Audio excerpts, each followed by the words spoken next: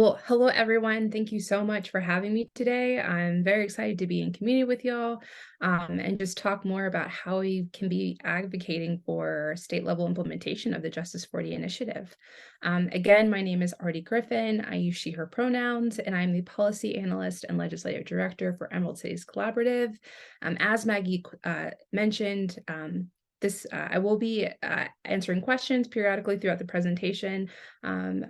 I know that it might be a lot of information, so don't worry, we will take time to have collective breaths to process and to answer any clarifying questions y'all might have.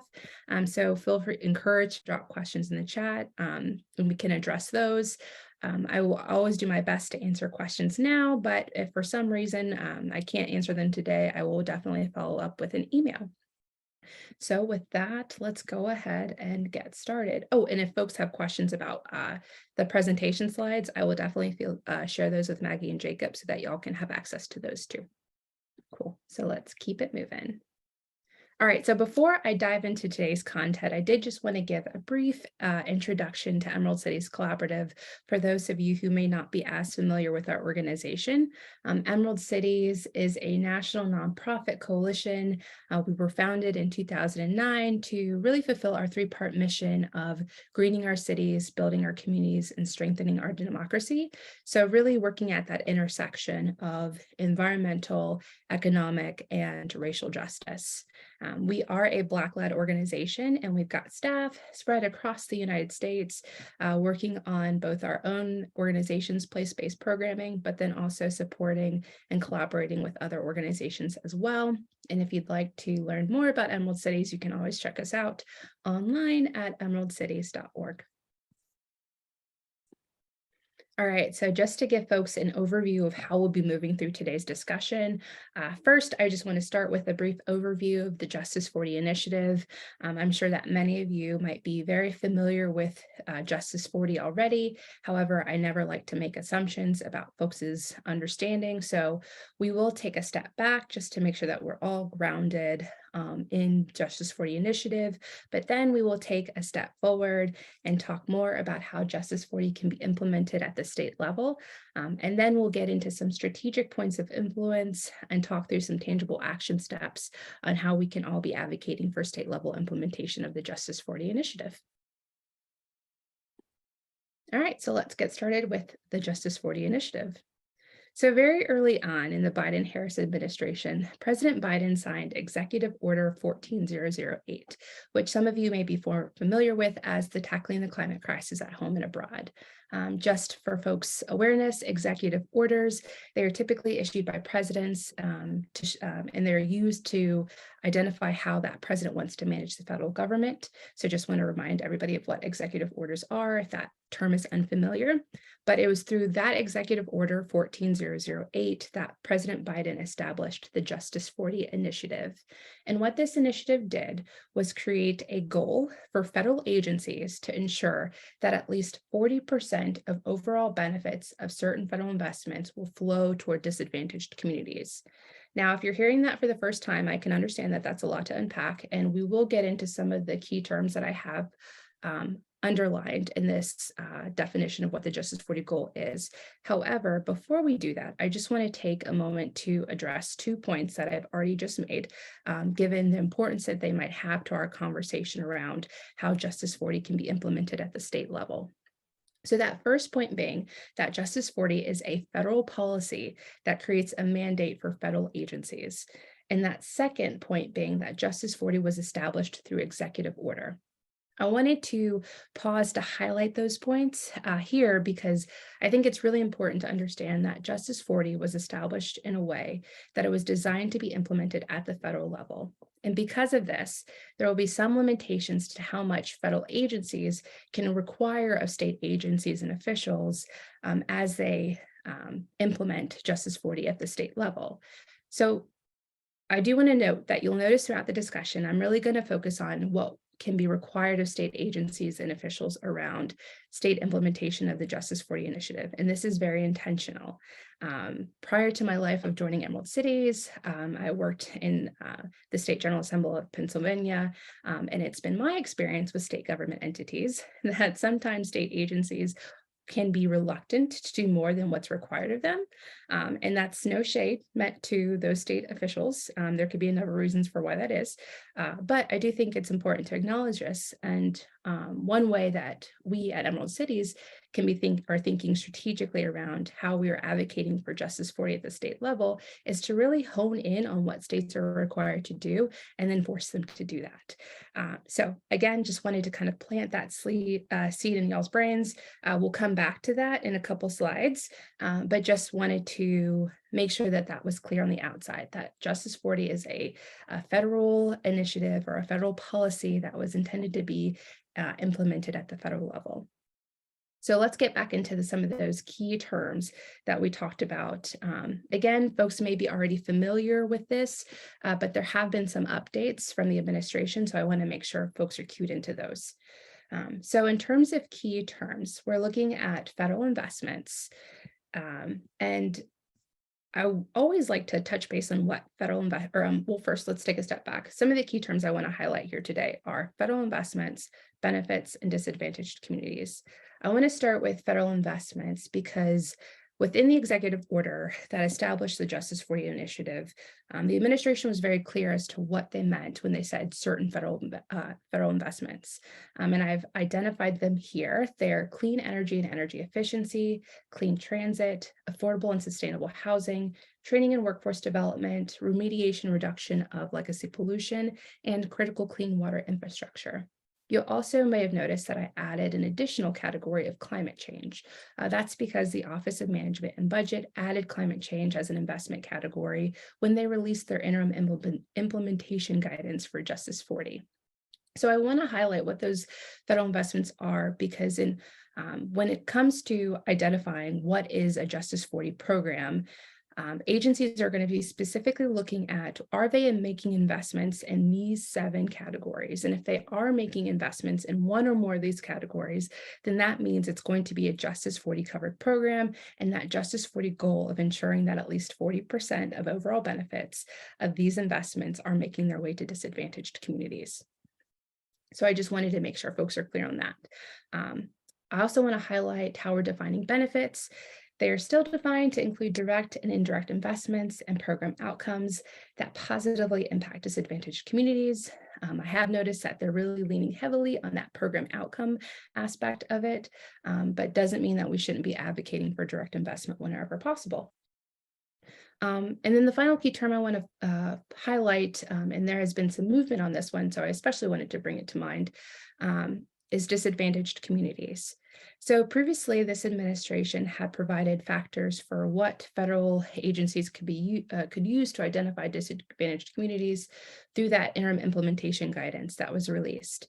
However, since then, the administration has released an addendum to that interim implementation guidance for Justice 40, specifically requiring federal agencies to use the climate and economic justice screening tool to identify disadvantaged communities, not just for Justice 40 purposes, but also where federal statutes target funding to disadvantaged communities.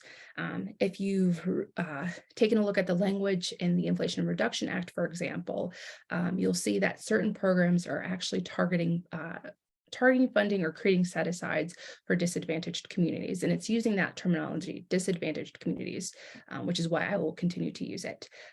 But so that means wherever in statute you see disadvantaged communities or funding being targeted to those communities, agencies are going to be required to use the Climate and Economic Justice Screening Tool, or CJST, to define those communities. For folks' point of reference, the Climate and Economic Justice Screening Tool. This is an interactive mapping tool that uses various environmental and socioeconomic factors to identify and define disadvantaged communities by census tract. This tool was originally released last year in February, but since then it has come out of its testing phases and has officially entered version 1.0. In light of that, the administration is now requiring agencies to start shifting over to using CJST for Justice 40 purposes. They do have a grace period right now, but as of October of this year, so starting with the fiscal year of 2024, that is when they are going to be required to start using the tool primarily.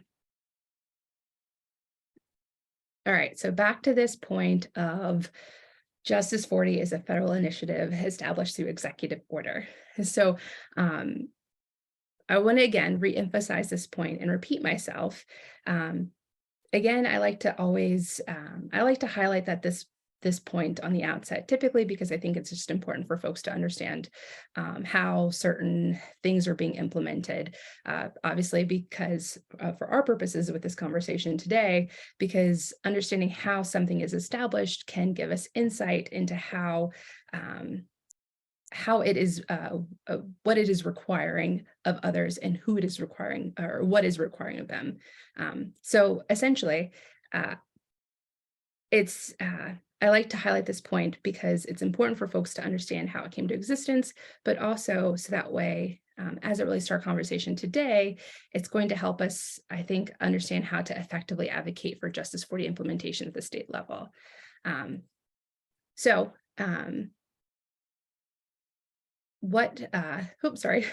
Lost my tech train of thought here. Okay, there we go. So it's important to remind ourselves that as we look forward to implementing or to advocating for Justice 40 at the state level, again, always want to remind ourselves that this initiative, this was a federal initiative that was designed to be implemented at the federal level. So that means there are going to be limitations as to how much the federal agencies can require of states to comply with Justice 40. So if our question here today is how can we be effectively advocating for Justice 40 implementation at the state level, when it comes to answering this question at Emerald Cities, our strategy has really been to focus on, well, what can federal agencies legally require state officials to do when it comes to state level implementation? And then let's build our state advocacy around those legal pressure points. So again, that was my long-winded way of bringing us back to why it's important to know that Justice 40 is a federal policy that was created through executive action. So taking a step back, just in general, federal entities, again, have very limited means of requiring states to just administer or enforce any federal law or policy. However, there is legal precedent that has been established by the Supreme Court that says one way that this can be done is through the power of the purse. And when I say the power of the purse, I mean federal grant funding. So specifically, this precedent has established that Congress may induce state action using conditions attached to grant funding, so long as the conditions are clearly stated, that they relate to the purpose of the program, and they are not unduly coercive. So for our advocacy purposes, this precedent can be interpreted to mean that federal agencies may compel states to align with federal grant funding, align their federal grant funding with Justice 40 Initiative, so long as it's clearly stated, they relate to the Justice 40 relates to the purpose of the program, and that the conditions are not unduly coercive. So with that in mind, I will focus the rest of our discussion around federal grant funding and how we can be using the federal grant process to advocate for Justice 40 implementation at the state level. However, given the fact that that might have inspired, or that might have been a lot of new content for folks, or it might have been a reminder for some folks, but I do feel like there was a lot of information there. So I do want to take a moment to have a collective breath, pause, process, and open up the floor for any clarifying questions, comments, and or concerns. Let's see, I do see a question in the chat by Apostle Junius Pressey. Hello, Apostle Pressey. What is the function of the White House Environmental Justice Advisory Council? So that's a good question. The White House Environmental Justice Advisory Council, or WEJAC, as it is abbreviated, was also established within Executive Order 14008, not specifically within the section that established Justice 40, but just it that was one of the things that happened with the executive order was that WEJAC was established. WEJAC is really there to provide a environmental justice focus on how the White House is working through their environmental justice concerns. I think historically we had an environmental justice centered advisory council in the past. I believe it's NEJAC, the National Environmental Justice Advisory Council. However, this council was established solely to advise the National Climate Advisor, the Council on Environmental Quality, and the Office of Management and Budget on how they can be implementing Justice 40. So they're really playing an advisory role and making recommendations on how Justice 40 should be implemented. They made a lot of recommendations around the Climate and Economic Justice Screening Tool, and they've also made some recommendations on the Environmental Justice Scorecard that is supposed to provide a public platform for the administration to demonstrate their progress in meeting Justice 40 and then all of their other environmental justice goals.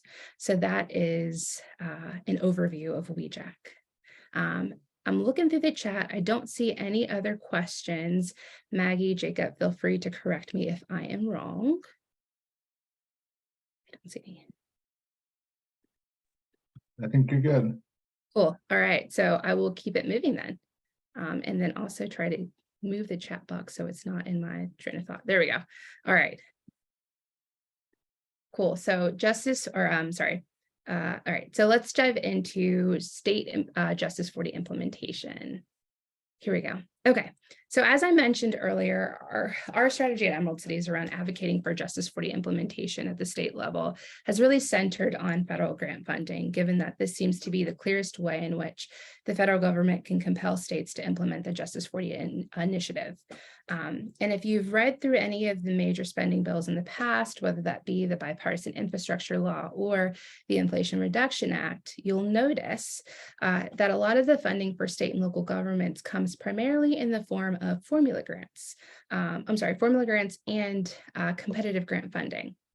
So those are the two main funding streams that we're going to focus on today in terms of understanding how this process can be disrupted for Justice 40 implementation at the state level.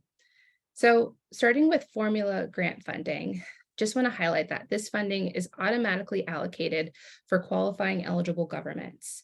And it's typically allocated through a predetermined formula that was either codified in either the federal statute that created the program or through the program regulations. And this funding typically flows directly from federal agency to its receiving state agency. And as I mentioned, this funding is automatic, so states don't have to compete for this funding. However, I will say that we are starting to see a trend where Congress is now requiring states to apply for this formula funding. And while I haven't necessarily seen any states get denied their formula funding through this application process, I do want to highlight it because I feel like it presents a very unique opportunity for community advocacy and creates a point of influence that we'll really get into in a few slides that we haven't typically seen in the past. However, I do want to highlight, as we talked about Supreme Court precedent earlier, one thing I do want to highlight about formula funding that because it is automatically allocated by statute, we might see federal agencies tread very carefully when it comes to the language that they're using and some of the program guidance around the application process in terms of how they are asking states to address Justice 40 within that application. I would imagine that this language is due to agencies not wanting to create funding conditions that are unduly coercive for states. And given that this formula funding has already been is supposed to be automatically given by statute, I could see the concern there being that if we require them to comply with Justice 40, that wasn't originally embedded in the statute that created the formula funding, then that might be considered overly or unduly coercive. And they might want to not do that so that it doesn't run afoul of legal challenges. And as we've learned with this administration, they're very intentional about wording things and doing things in ways that prohibits or inhibits, I guess, legal challenge. However, that is not the case with competitive grants. So funding with competitive grants, funding is distributed to qualifying eligible entities through a competitive grant application process. And this funding will typically flow directly from federal agencies into the funding recipient.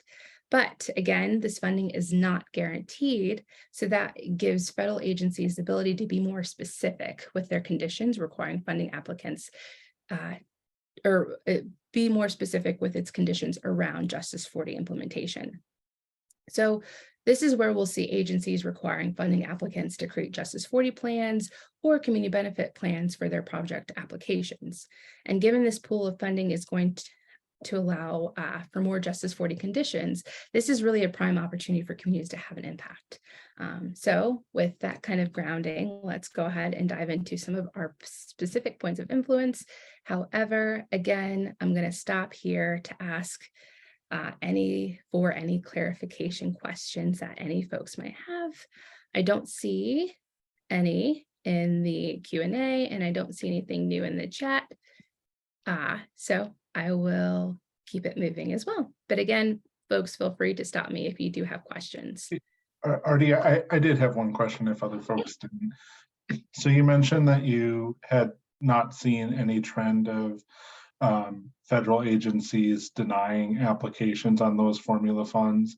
Yeah. Have you seen any trends of state agencies just declining to submit applications for their share of the funds? And is that something we need to be mindful of as well? I have not seen any states decline to submit applications. However, I do think that is a good point. If there is a specific pool of formula funding, and the first pot of funding that immediately springs to mind is the home energy rebates. This was a new program created by the Inflation Reduction Act that will provide rebates, some upfront at the point of sale, for individuals who are looking to make electrification updates or energy efficiency updates to their home. So with that funding, states are going to have to apply. So I would encourage folks, if that is a program that they're interested in, that should be start talking to their state energy offices now to A, not only make sure that they're applying, and B, as we will get into later in the presentation, start making those advocacy efforts, making sure that it's going to be implemented in a way that is aligned with Justice 40. So yes, Jacob, I do want to acknowledge that is a valid question. Reiterate, I have not seen any states decline to apply for funding. However, that is something to be mindful of. And if there's a particular formula funding program that folks are interested in terms of how it can benefit their community, would very much encourage them to identify those state officials who will be charged with implementing that program now, so that way you can be talking them through that process of this is why it's important to our community and how it can be benefiting our community. Did I get that all squared away for you, Jacob? Yeah, absolutely. That was a great answer. Thank you. Yeah. And then I do see another question pop up in the chat. Automatic state funding, how can we ensure that the state does not discriminate by making ample funding available to cities in favor of smaller population rural areas more aligned to statewide? In favor of smaller populations, rural areas more aligned with statewide. I see your point. Well, I think that's where we have to rely on the Civil Rights Act. And sorry, this is to bring something completely new into this presentation. The Civil Rights Act says that states cannot use federal funding to discriminate against anyone based on race, national origin, creed, all of those things. So I think that's where we're going to really have to lean in on our civil rights laws to enforce, to make sure that our federal agencies, or I'm sorry, not federal agencies, but our state officials are not being discriminatory with the funding. And if you would like more or a better answer to that, Aslan, and apologies if I pronounce your name incorrectly, email me. I will make sure that I drop my email in the chat, and we can talk more about that further. Yes, I'm sure that they did. Yes, so yeah. So that is, I think, not necessarily a Justice 40 related conversation. I think that's going to be a Civil Rights Act conversation, which I am happy to have offline. So there's my email. We can chat more about it if you have more, if you want to say more about that. But thank you for that question. All right. Awesome. So with that, I will keep it moving. All right, so let's talk about some of the points of influence now that we've kind of provided a foundation of Justice 40 and the types of processes we are going to be targeting for state Justice 40 implementation advocacy. All right, so as I mentioned, with formula funding, funding is allocated automatically and typically goes straight from federal agency to the corresponding state office. However, again, with this new application process, states are required to submit an application and have it accepted before they receive their formula funding. And within these funding applications, states are being asked to speak to how they'll consider equity, community engagement, and Justice 40 within their program development and implementation. And again, while I will say that I have not seen applications denied due to not adequately addressing these issues, Justice 40, equity, community engagement within their applications, I do think that this process still presents a new opportunity for communities to insert themselves in a way that we have not seen before, given that the funding has typically flowed straight from federal agency to state agency without any questions. So what does this mean for community members and community-based organizations? How can we be operationalizing our advocacy within the state application process? So first off, I think, and this is, I think, just in general, I would first start by identifying the relevant formula funding opportunities that really speak to the needs of your community. And then in tandem, identifying the corresponding state office and the actual official that will be receiving that funding. Specifically you're going to want points of contact so you can have direct face-to-face interactions. So you're going to want to meet with those state officials, but I think the second thing that you need to do before you enter that meeting is to review the program guidance that's attached to that formula funding. The program guidance is where you're going to find all of the important information that we need to know in terms of what the state is going to be required to do. And we want that information on the front end because having that information going into that meeting will then allow us to ask more direct questions about how the state is going to be applying for that funding and developing the plan to implement that program funding. So, for example, with the National Electric Vehicle Infrastructure Formula funding that was allocated through the bipartisan infrastructure law. Within that program guidance, they were specifically asking state agencies to speak to how are you going to make sure that community is involved in this process? How are you going to make sure that you are creating opportunities to hear any equity concerns that are at the top of mind for state residents, and what are you going to do to address those? And then, of course, how this program falls within the Justice 40 mission. So how are you going to be implementing this program to align with the Justice 40 Initiative?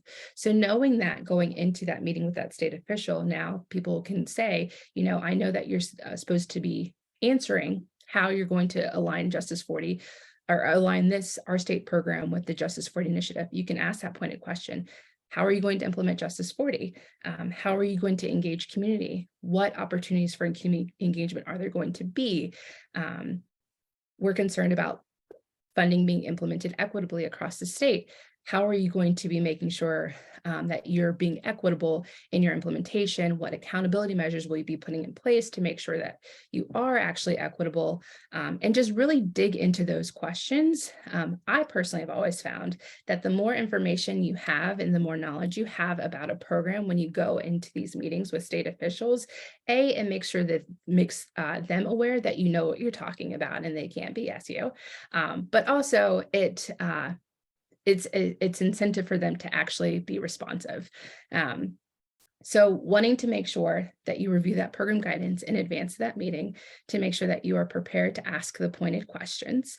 I would also make sure that when you're in that meeting with that state official, that you are very clear, concise, and direct with your demands. And if possible, providing that information to them in writing, either in that meeting or prior to, so that they know they're well aware of what you want to discuss and what you're asking for. Again, referencing my time in the state legislature in Pennsylvania, as a legislative director for a state senator, I was very familiar with the process of taking meetings and talking to advocates. And it was always, I noticed that my member was always more attentive and more focused when she had that information ahead of time and could prepare for that meeting. So again, just I think some different tips on how to best engage with your state officials.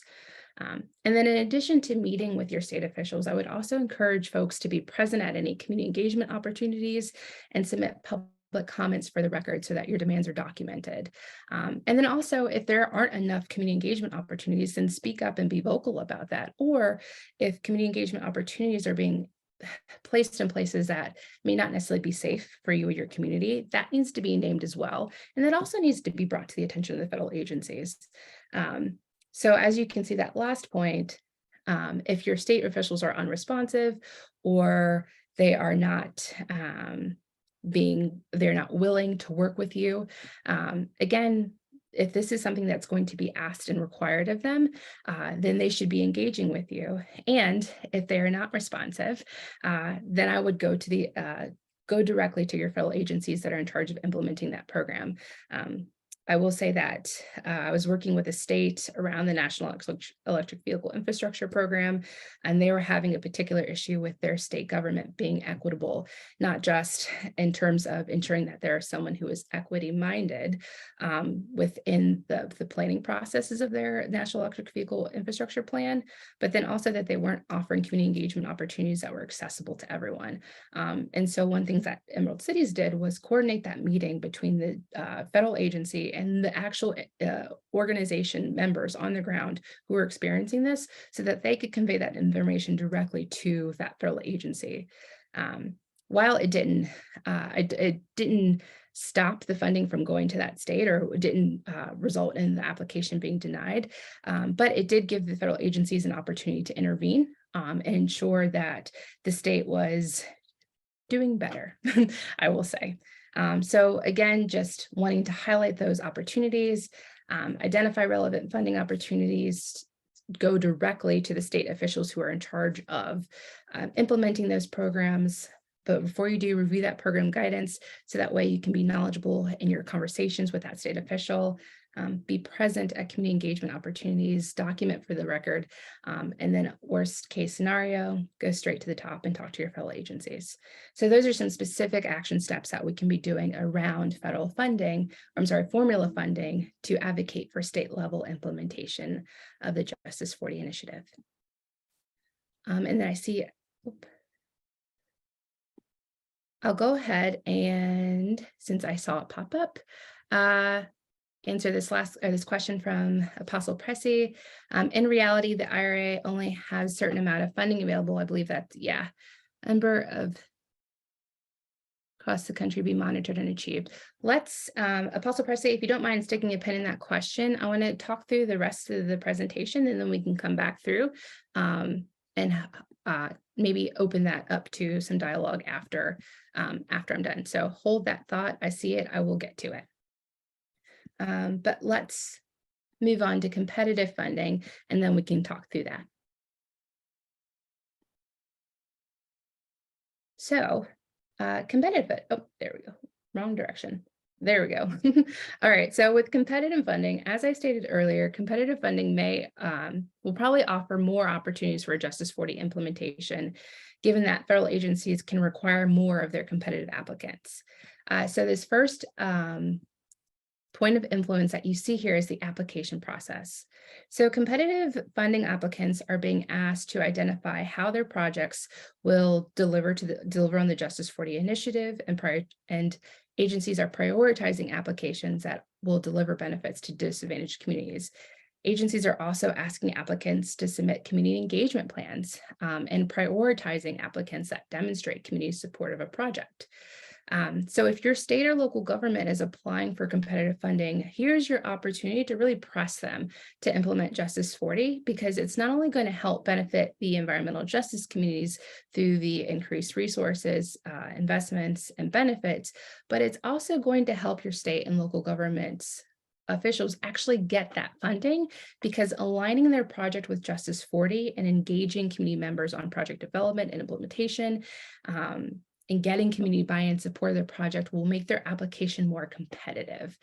This is truly a help me to help you moment, whereby engaging our government officials and being vocal about what our needs are of our communities, and really pushing them to align the program implementation with Justice40 will help them in terms of getting the funding, and will help us on the back end when they actually get the funding. So again, really a help me help you moment with competitive grant funding. And the same can really be said for this other point of community benefit plans. So the Department of Energy in particular is requiring funding applicants to create community benefit plans that address Justice40 within their applications. So while these plans don't necessarily need to be community-led to meet the requirement, and in that I mean they don't necessarily need to encompass community when they're developing those community benefit plans.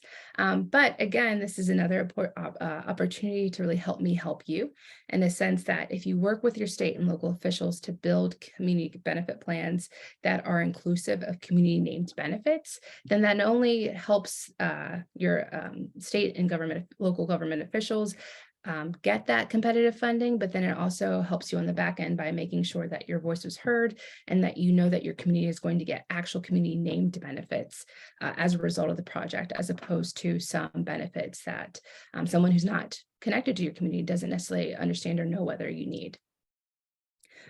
So what steps can we be taking with competitive funding to ensure that Justice40 is influenced at the state level?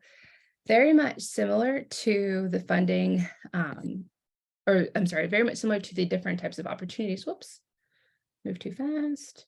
Very much the same as with formula funding.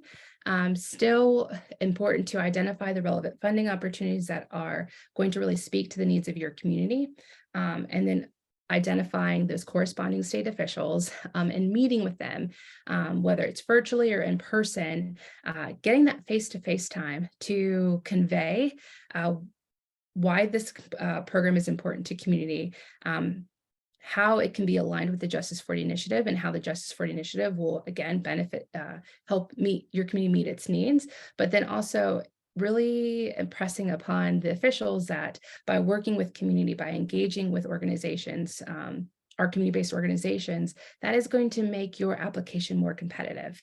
And by making your application more competitive means that that's going to increase the probability that the state is going to get the funding, and that the state can benefit not just certain individuals, but making sure that we're targeting funding to disadvantaged communities as well.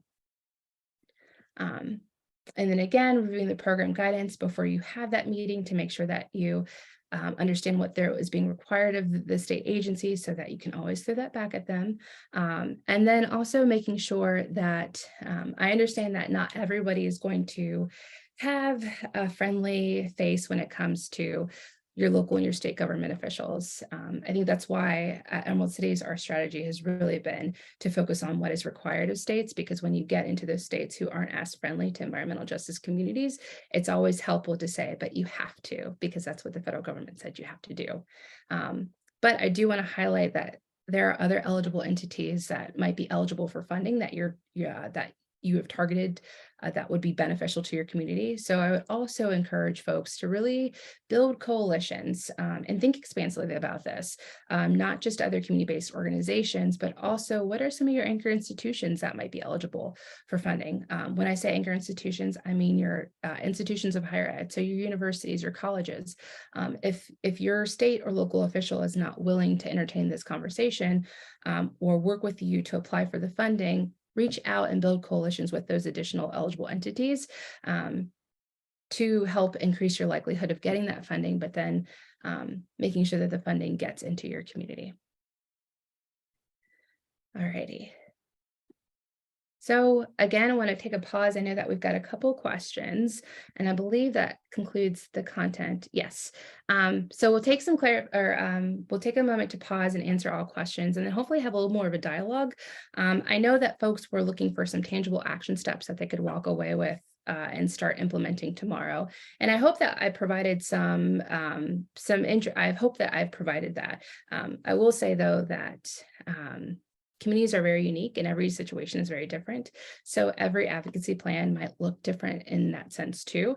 But if you have questions, comments, concerns, or have specific scenarios that you would like to troubleshoot or work through, again, I am here to answer questions now. And then if for some reason questions can't get answered in this moment, always happy to talk more one-on-one.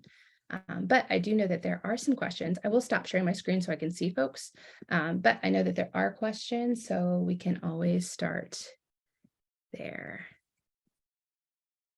And while we're waiting for questions to come in, I'll take this opportunity to plug the Midwest BDC Federal Policy Working Group, where if anything that Ardie was just talking about sounds like something that you want to be involved with, that will be a big part of our work across this year, especially where there are challenges that are going to be similar across different states. So if you're interested in being a part of that group or just learning more about what we're up to, I'll put my email in the chat and we can get you more information about that as well. Yeah. And then it looks like, Eslin, you said, is it helpful to let your congressman know about our application to increase likelihood? Yes, yes, yes, yes. I think that's incredibly important. I often, when I was working in state government, we would have a lot of organizations reach out to let us know that they're applying for funding. Always asking for letters of support, not real familiar with the rules around that, but it's always worth, I think the more you can let your government officials know what's going on with your community, the better. And so I think if talking to your congressman is helpful, I think talking to your congressman would be helpful. So yes, I would definitely encourage that as well when you're making your rounds about when you're funding conversations. All right. And then, Jacob, is it actually okay if Dr. Pressey comes off mute if you would like to elaborate on his question? I want to make sure that I'm understanding it correctly before I respond. Yes, I believe we can do that. Hold on. All right, you should be able to come off mute now, Dr. Pressey. Oh, yeah. Okay. Thank you. Thank you for your presentation. It's very good. The question that I was asking, since we were talking about Justice40 and trying to make sure that we collaborate with frontline organizations, I think in reality, when we take a look at, the funding that's getting ready to come from EPA, especially from the competitive standpoint, there's only going to be about 50 applications that is going to be led across the country.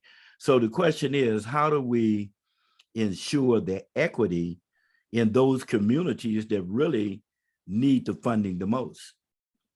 Yeah, and then I think do you mind, you said that the funding with EPA, I don't want to assume that you're talking about the environmental and climate justice block grants, but I want to I'm talking mainly about the funding through the IRA, the IRA funding.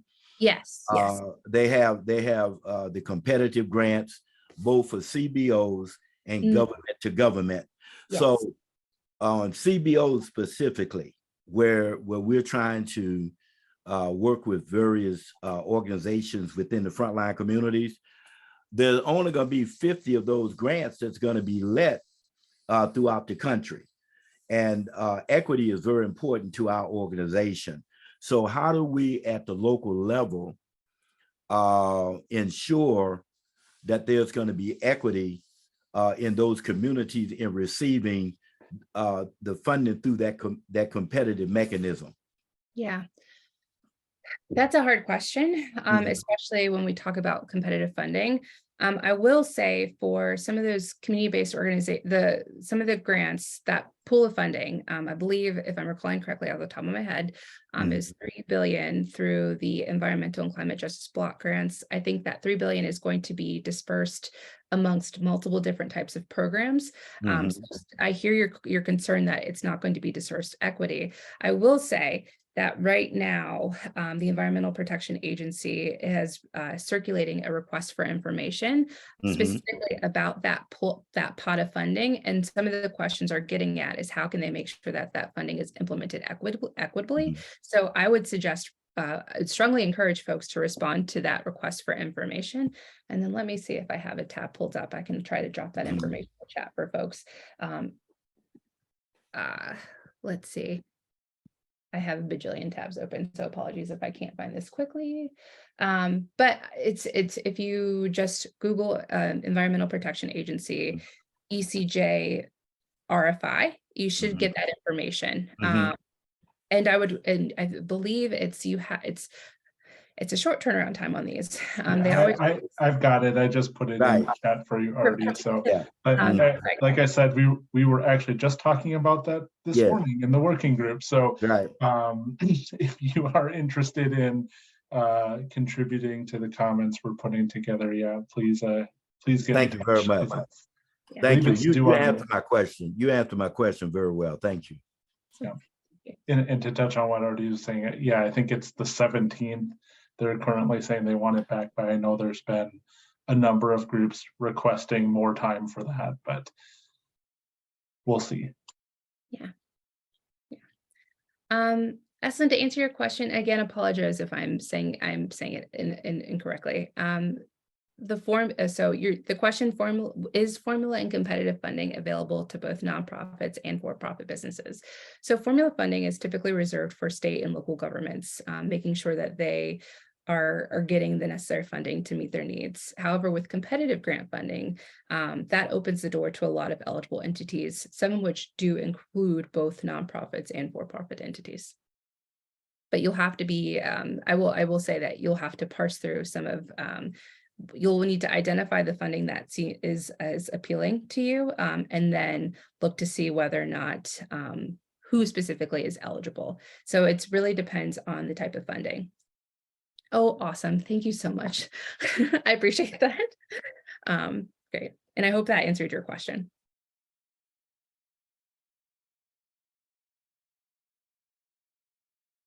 Awesome. Cool. Any other questions that I can answer now or follow up on later?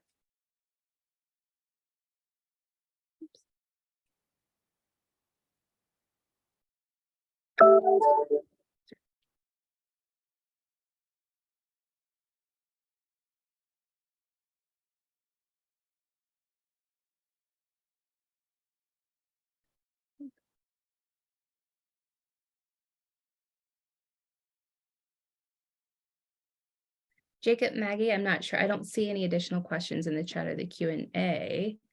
I do not either. So, we can start wrapping up, or if folks have any late ones while I'm talking here, that's totally fine. But I'll just remind folks that we have been recording. So as usual, we'll get this up on the Midwest BDC website as quickly as possible as we can. So if you joined us late, or somebody else that you wish would have been on here with us today, we'll have that available for you after the fact as well. And again, if you are interested in working with other coalition members on some of what Ardie talked about today, please get in touch with myself or my colleague Marnice, and we'll get you plugged into what we're doing to try to advance this as well. Great. And I dropped my email address in the chat again. So if folks think of questions later and want to ask directly, please feel free to reach out.